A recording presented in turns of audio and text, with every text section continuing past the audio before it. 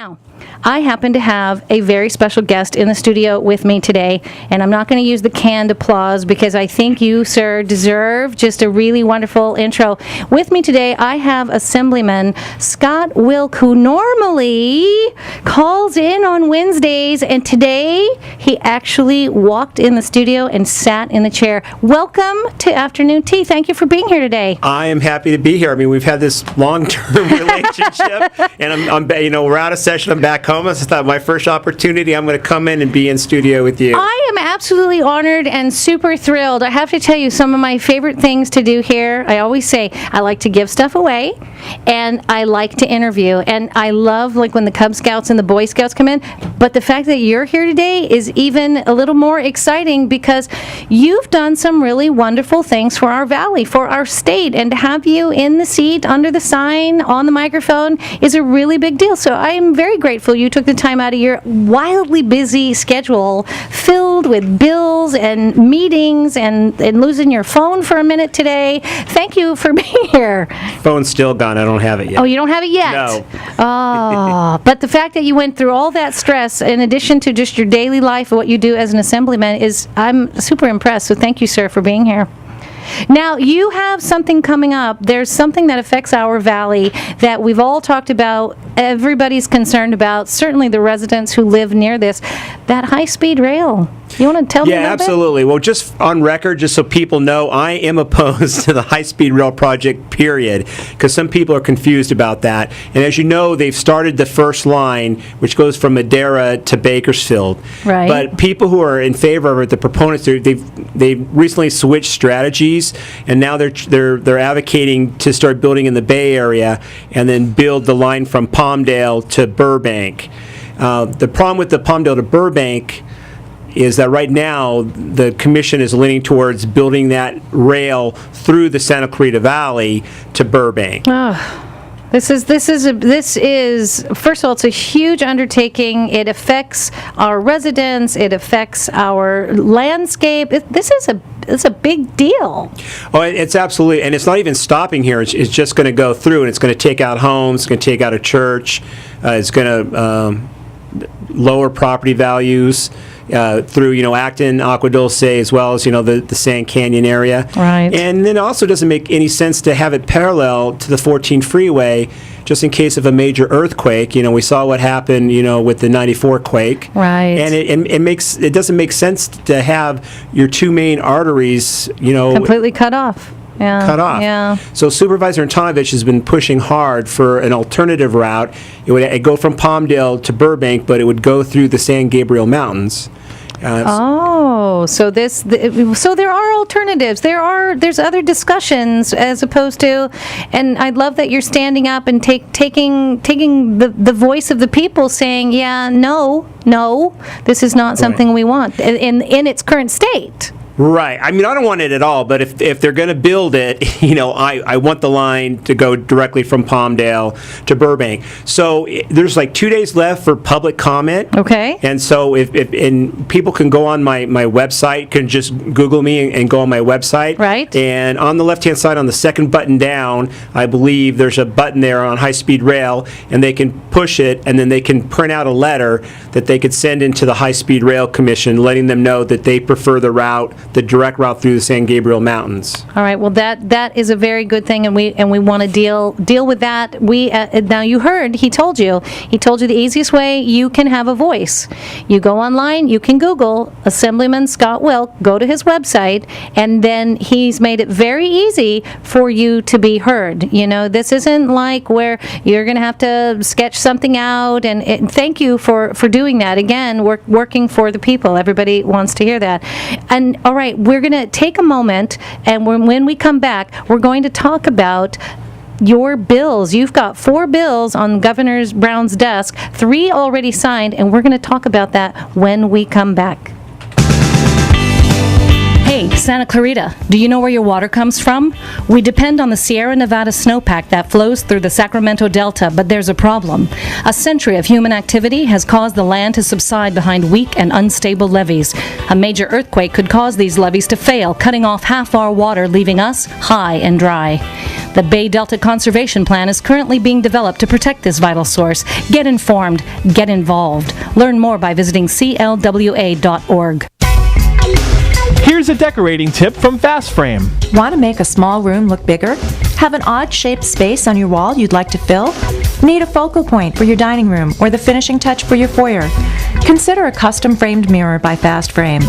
Mirrors can be attractively displayed anywhere in your home. You can match any part of your decor. What's more, it's a practical addition that you'll use for years to come. Fast Frame Valencia in the Kohl's Shopping Center. Let us accent your memories.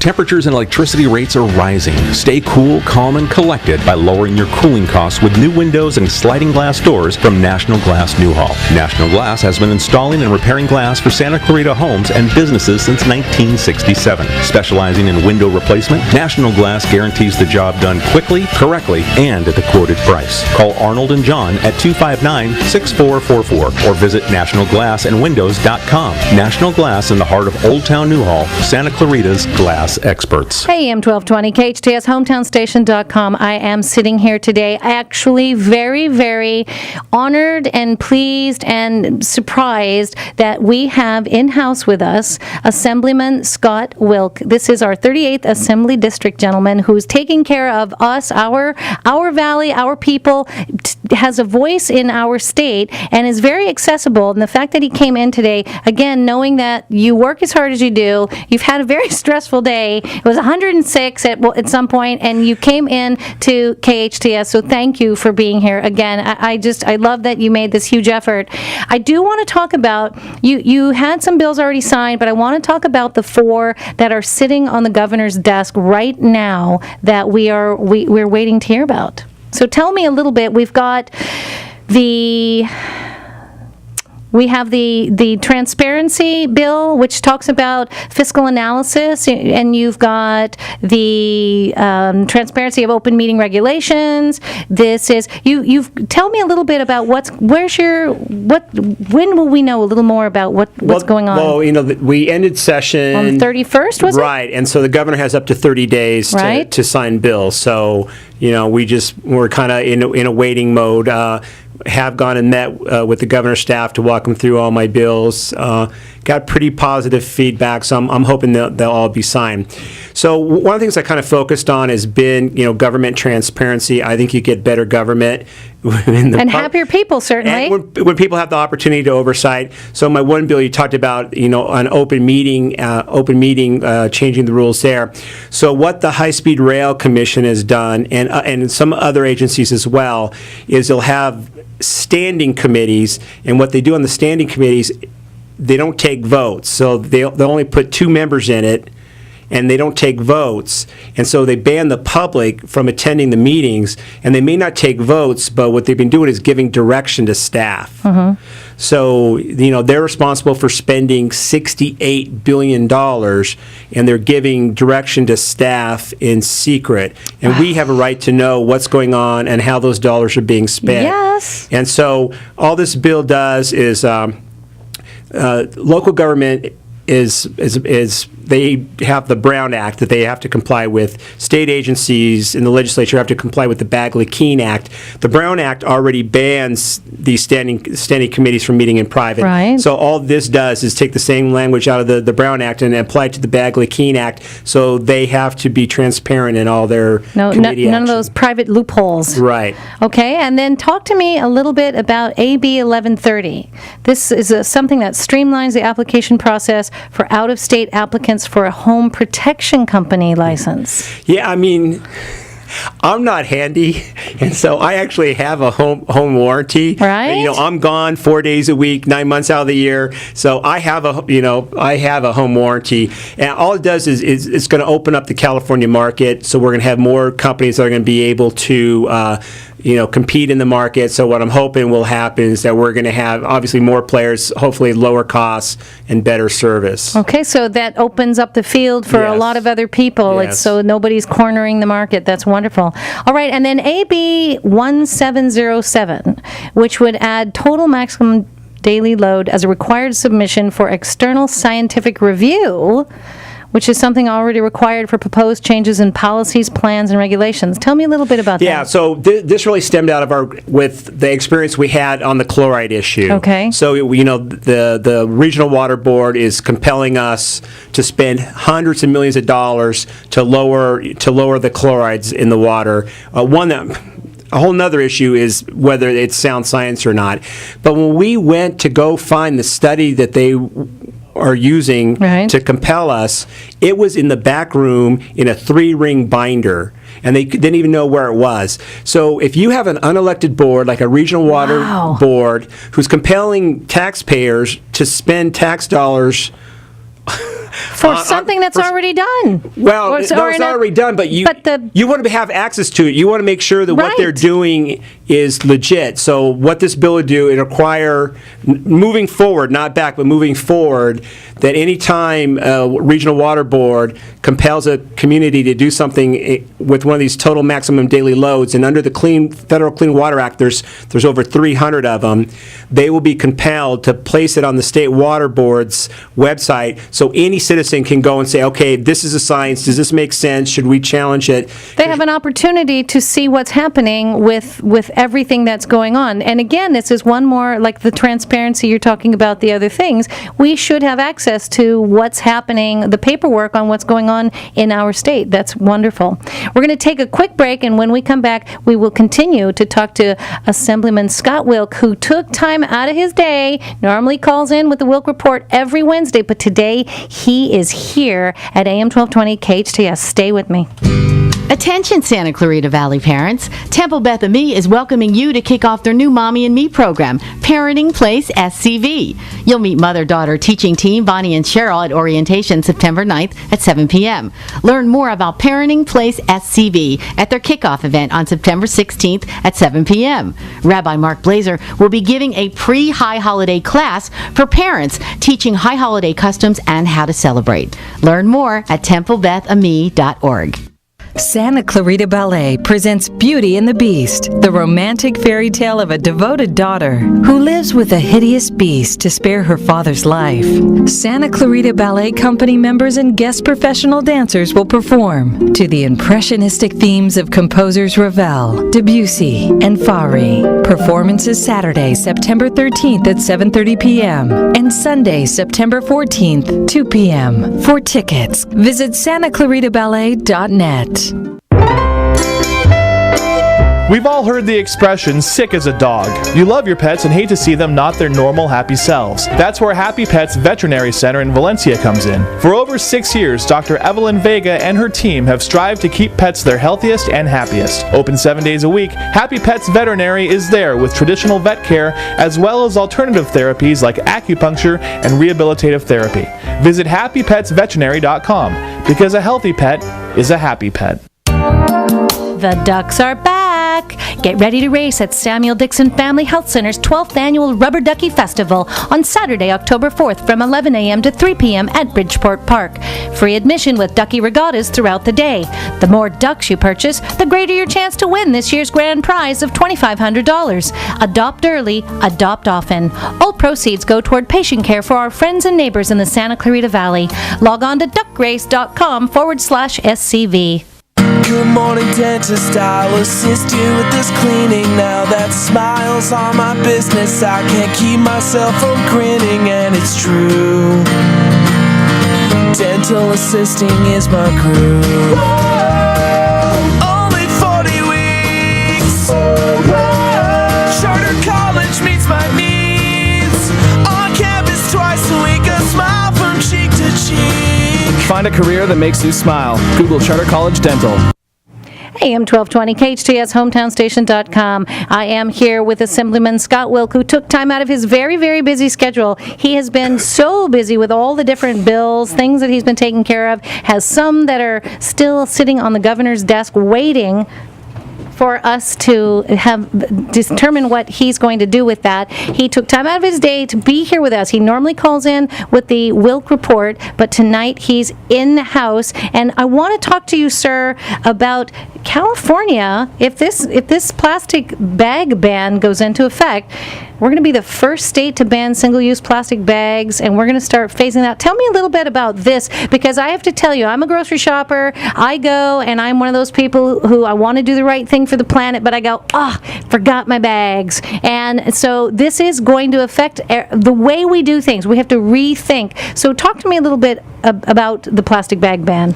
Okay, so what this says is that it bans, like you said, single-use plastic bags. Right. So you're going to have to either bring your own bag, or you can pay at least 10 cents for a paper bag.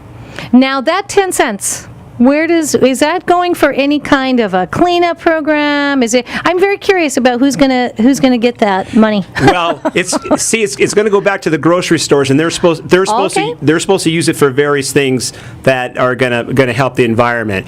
I voted no on this bill, and one of the reasons why I voted, and I'm like you, we bring our bags. Mm-hmm. Sometimes you forget. Yeah. And then in Sacramento, or you're on an emergency and you run in. Oh crud! I forgot my bag. And then in Sacramento, in fact, I just brought a couple up. In Sacramento, I normally Monday morning I go buy groceries for the week, and I don't have. Now I brought a bag up there because I knew this was going to pass. But so if you look at the data, right. I'm not convinced that this actually reduces our carbon footprint by moving away for the plastic bags. I think there's conflicting data on that. The biggest problem I had, and this happens a lot, businesses, what they do, big business, is they just like, okay, we're willing to accept the regulation as long as we don't have to pay for it. Mm-hmm. And that's what they're doing with this. So it's at least 10 cents. And that's a lot of money. I have to tell you, I'm on a budget, and 10 cents here, 10 cents there per bag is kind of a big chunk of change, truly a chunk of change when it all adds up. So I too would like to see more information. I'd like to see the data. I'd like to see the numbers. Give me 1 minute. We're going to take a traffic break, and when we come back, we're going to talk about some other things with you before we let you leave. Now that we've got you, we're going to ask you questions. So hang on one moment.